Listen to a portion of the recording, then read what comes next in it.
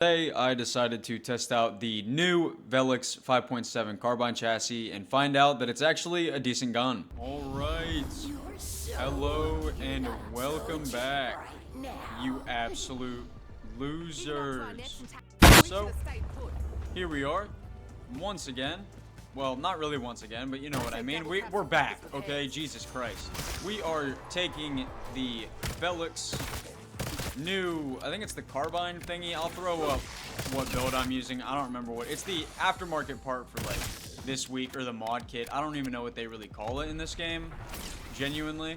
And it's a bit of a different type of video because like I'm actually doing live commentary on BO7, which I haven't really done in a while. But that's because I don't really know how else I wanted to record this video. But the plan is we are going to take this weapon and max it out and see if this new mod kit actually makes the Velox not dog shit.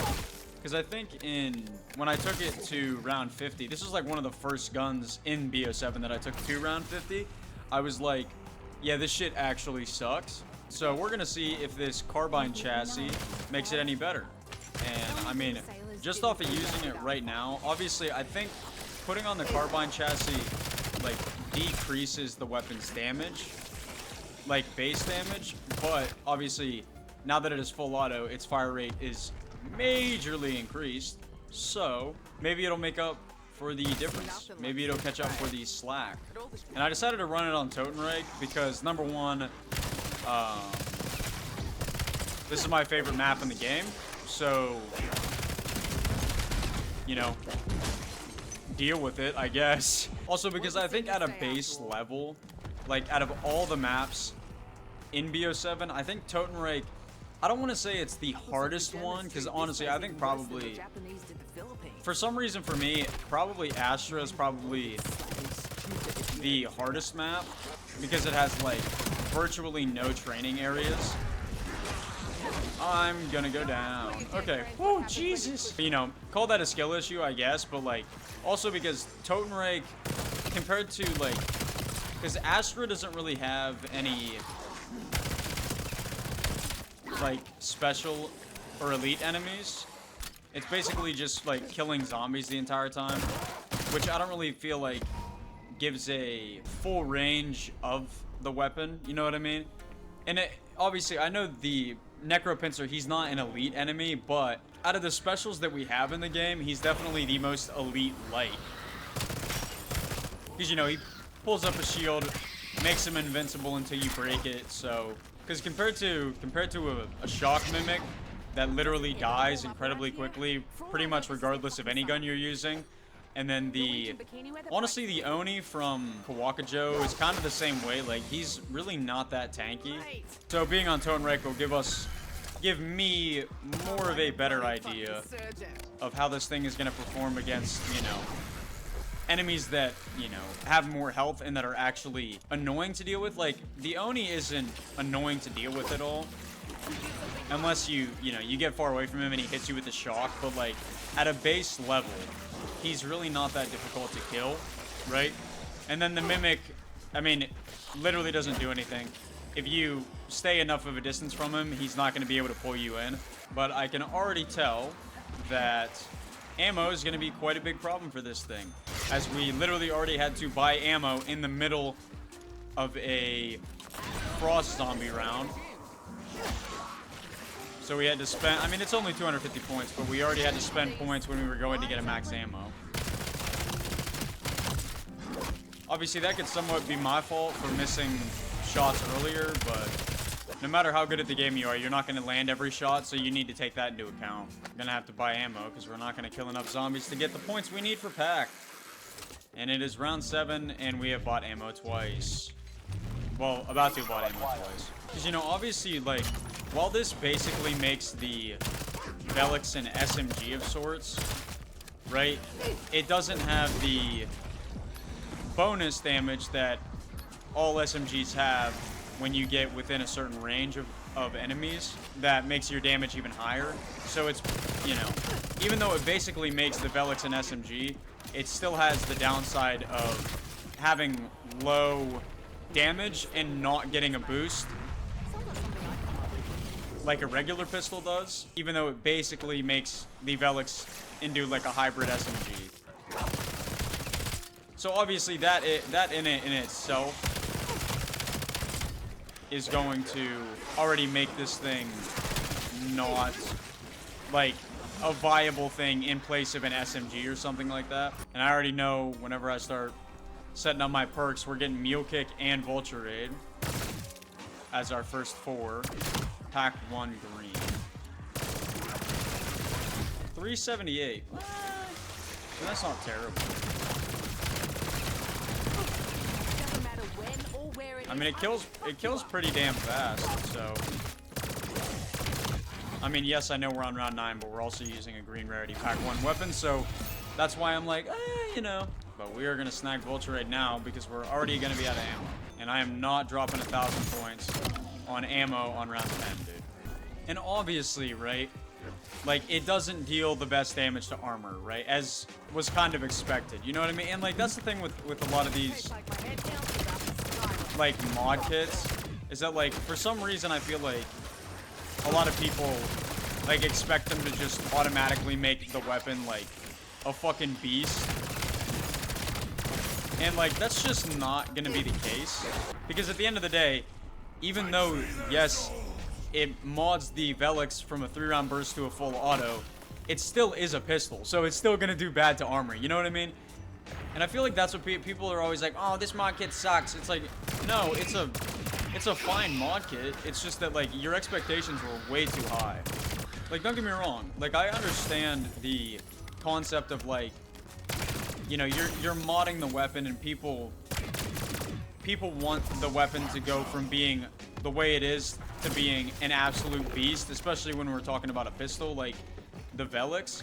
Now, I will say, if they would have kept the damage the exact same, like the per bullet damage the exact same, but then made it full auto, it probably would have been a really good, like, mod kit. Like, it would have made it absolutely insane. Not that the Velox has, like, crazy high damage or anything, but they did decrease the damage for the mod kit by a significant amount to make it to where it's not, like, absolute insanity. And I feel like that's the thing people get wrong about mod kits, is that they sit there and they expect it to be, like, keep all the same properties that the original gun had, but then just make it even better. It's like, no, that's not the point of the mod kit. Like, the mod kit is to kind of, it's literally to modify the weapon, to make it into something different. Why the fuck did it... Dude, the fire is literally on that. Cool. Now I have to go waste fucking 4,000 points to get Quick Revive again because my dumbass did not hit the fucking Q key fast enough to fucking throw the shock charge. So, to finish that thought entirely, people, you gotta temper your expectations, alright?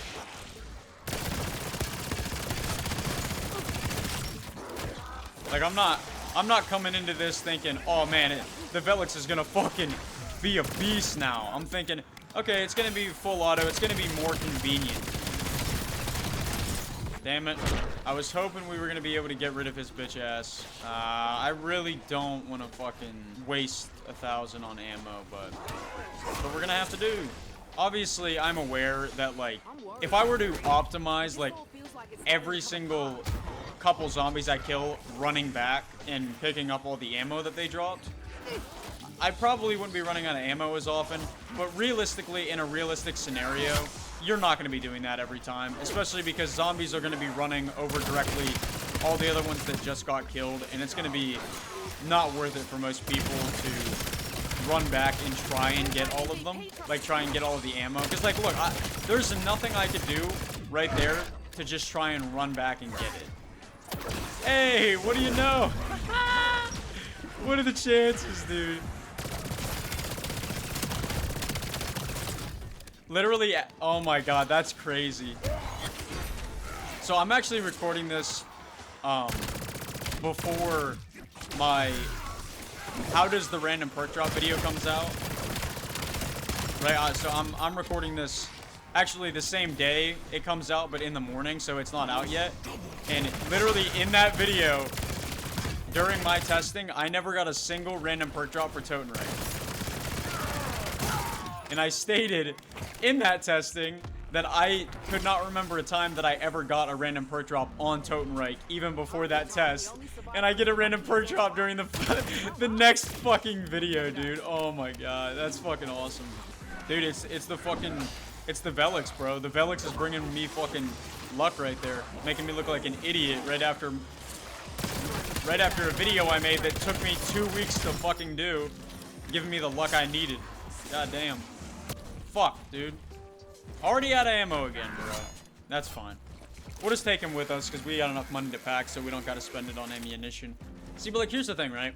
I feel like, even though it's already round 17 and it's not fully maxed out yet, I think we can pretty... I think I can pretty considerably say that, like, the Carbine Chassis does make the Velox better, but... Damn. It's all considered on what do you define as better, right? Because some people, right? Because I feel like, in my opinion, by default, burst weaponry is for a very niche type of player. Because the average person, the average zombies player, doesn't really want to have to go with the inconvenience of having to use a burst weapon over just holding down the trigger and letting their gun rip. You know what I mean? Most people already don't really like that, at least in my experience. I mean, because I mean, personally, that's who I am, right? Like, not that I think burst weapons are bad or anything. It's just that they're more inconvenient to run. Because when I want to kill zombies, dude, I just want to hold down the trigger and watch lead fly. You know what I mean? Like, I don't want to fucking be tap burst firing. Like, I want to watch them fucking hit the floor, you know? Right, so if you were to ask me, by default, I think just the fact that the chassis itself makes the weapon full auto makes it a better gun. You know what I mean? And don't get me wrong, I'm aware that some of the burst weapons in BO7 have like firing mods or prestige attachments that make them full auto, but to my knowledge, and you can correct me if I'm wrong because like I said, I do not know, there is nothing on this weapon that would make it full auto except for the Carbine Chassis that we have now. So most people don't want to take up a slot just to alter a burst weapon to being full auto, which also is an inconvenience for them. So not only do they not like the burst fire of a gun, but on top of that, they don't want to be taking up a slot just to make it full auto when they could use up that slot for something else like recoil control or higher damage barrel or stuff like that, you know? I mean, I'm telling you, man, fucking pack 2, blue rarity on round 20 with double tap. Like, I do have to mention that, with double tap. I mean, that shit kind of shredded pretty fast. I don't know. Obviously, I am aware we are only on round 21. All right, I'm not stupid. I'm not fucking, oh my god, this gun's amazing. No, like, I am aware we are on a pretty low round. I mean, you would think that the dude who most of his videos are literally taking every weapon or every gun in BO7 to round 50, you would, you know, I would hope you would assume that he would not think round 21 is a high round. Although this is something I have been wondering, like, from anybody who does watch those videos or watches my videos, in modern day zombies, what do you guys consider high rounds? Because, like, personally for me, right, because obviously a lot of my videos, kind of like my base content is taking every gun in BO7 to round 50. Like, that's kind of my default, like, video type. Obviously, you know, I have custom Sundays and other shit that I do every here and there. Like, the video that comes out today at the time of recording this, or the video that came out yesterday at the time of anybody watching this. Well, assuming you're watching this the day it came out, right?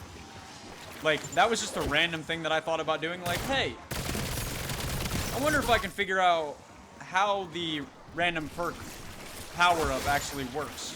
So I just decided to do that. Or obviously this video, for example, because I was like, you know I complained a lot about this weapon when I took it to round 50, so it might be of some interest to see how different this chassis makes it. You know, but my base videos are just taking every gun in VO7 to round 50. Obviously, those are only my base videos because, like, that's a series that I decided to do.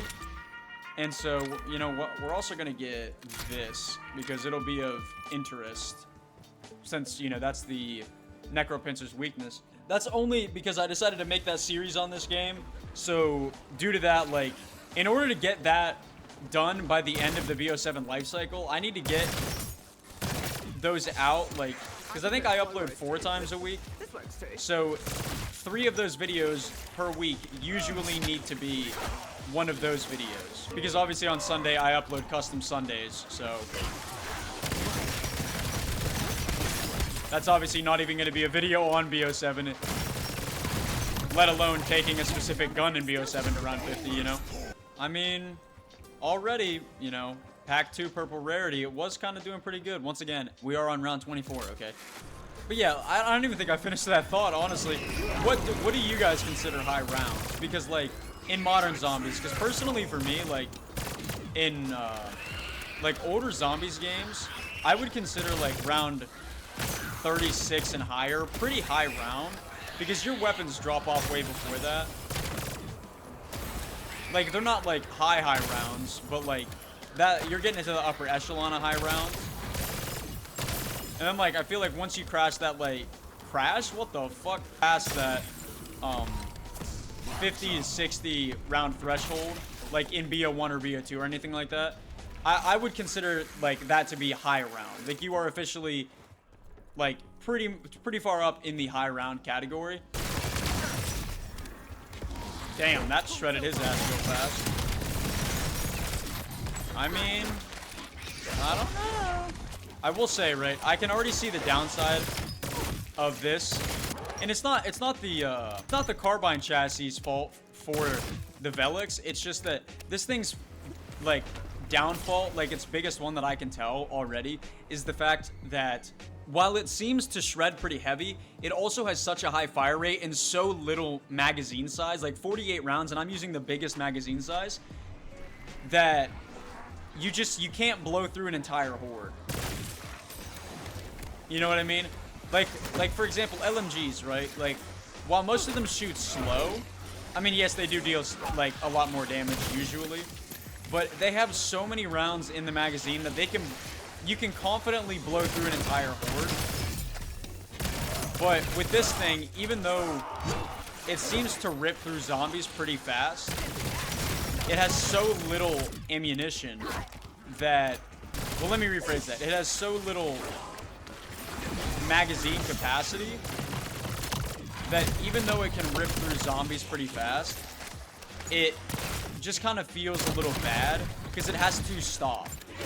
You know, like when you're mowing through a horde of zombies, you don't want to stop and reload because then you gotta turn around, you gotta move around, you gotta reposition so that they don't overwhelm you, you know? I'd say that's this thing's biggest problem right now is the fact that it just has a low ammo capacity, or not, well, ammo capacity and magazine capacity, but like I said, that's not the Carbine Chassis' fault, that's just the Velox's fault by itself. But that would be all, you know, pistols. So, like, you see what I mean? Like, it looks like and sounded like I just shredded that horde, but then they're just, like, still a shitload left, you know? Like, yeah. That's its biggest downside, but... And I mean, you can run a sight on this if you want, but, like, I'm not, because I really like the iron sight on this, so... It's like with the AN94. I know I haven't made a video on that yet because I'm working on SMGs, and then I want to move over to LMGs. Or I think I was gonna do TAC ARs. I don't fucking know. Leave me alone.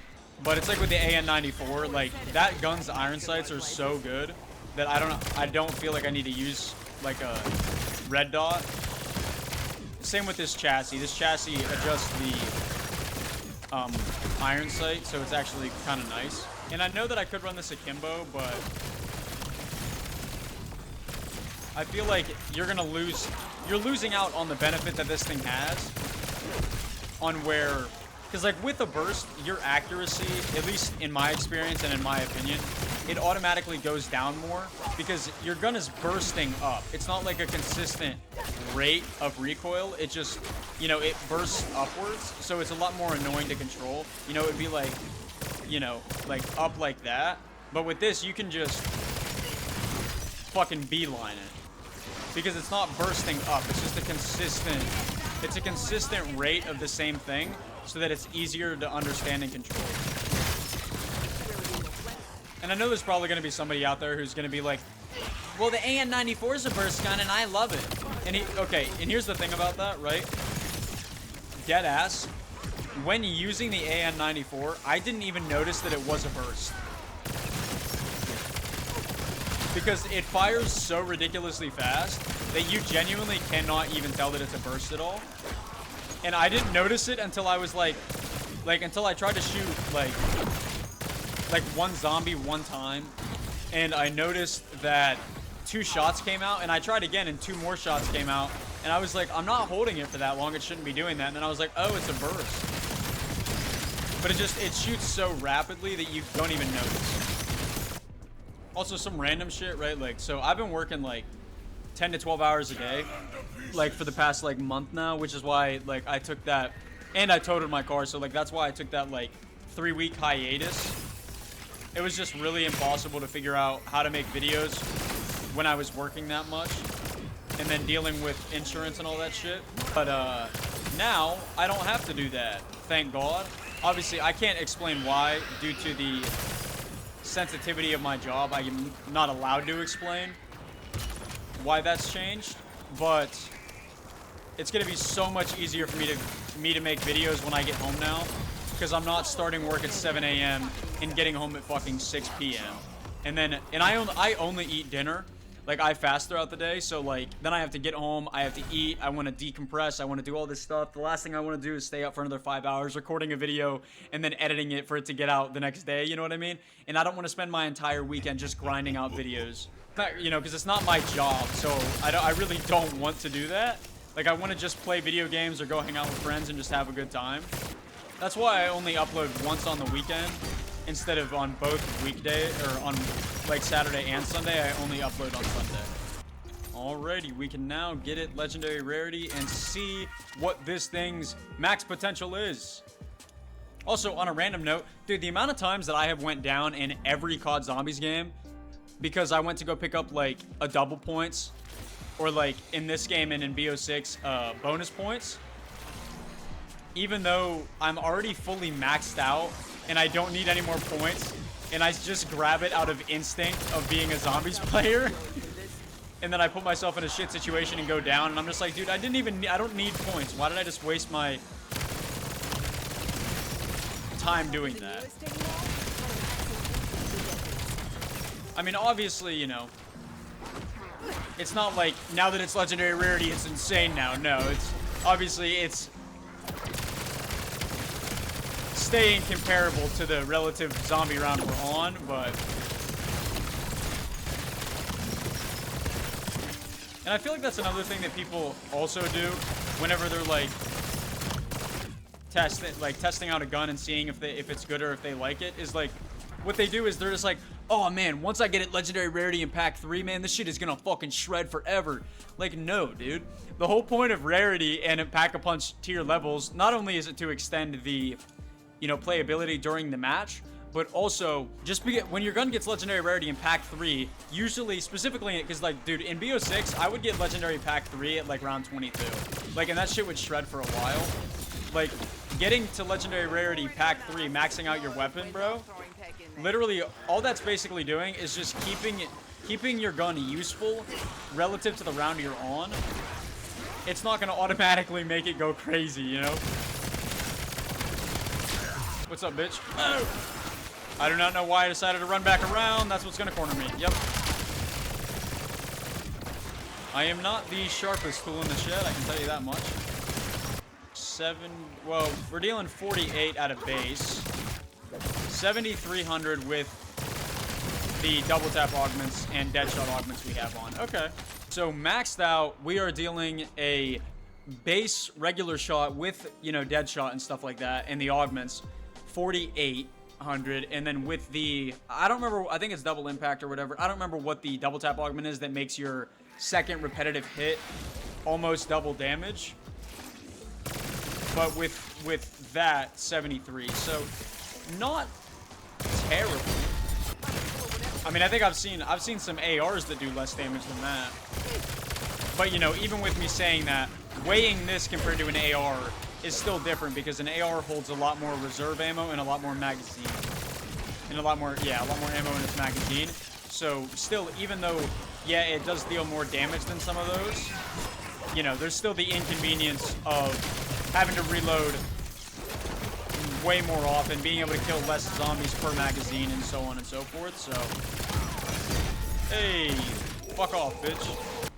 Obviously, we're not going to take this all the way to round 50. That's not what this video is. But, like, I mean, relative to what round we're on, Shred's pretty good. I mean, at least in my opinion. Obviously, like I said, it's a pistol. Temper your fucking expectations, please. Don't expect it to shred through armor. It's a fucking pistol at the end of the day, dude. I'm not going to sit here and bullshit with you and be like, oh my god, it's amazing! Like, no. Also, in my opinion, Frost Zombies, way better than the, like, lava zombies of Kawakajo, or whatever the fuck they're called. I don't know what they're called by name, but like regardless. Alright, so we're gonna see how fast we shred through this Necropincer exfil.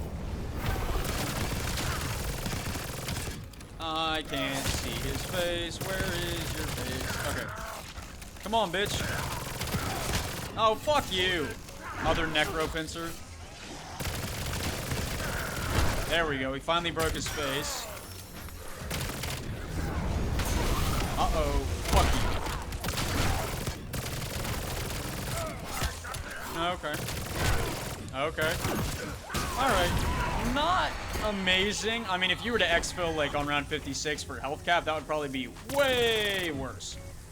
But, all considered, right? So, to answer the simple fucking question, is the Velox 5.7 better now with the carbine chassis?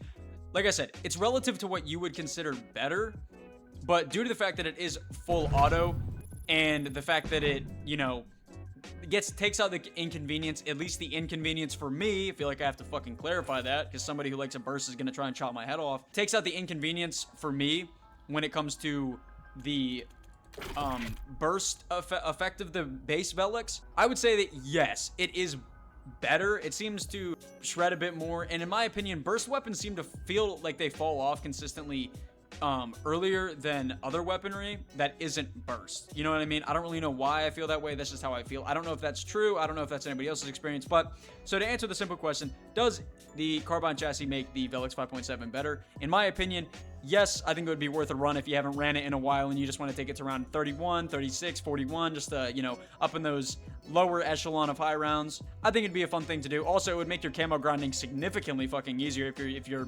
someone who's into doing that shit. But yeah, I'd say it makes it better. So as always, appreciate you coming out and spending a little bit of your time with me today. I do truly fucking appreciate it. And yeah, as always, hope you guys have a fucking good one.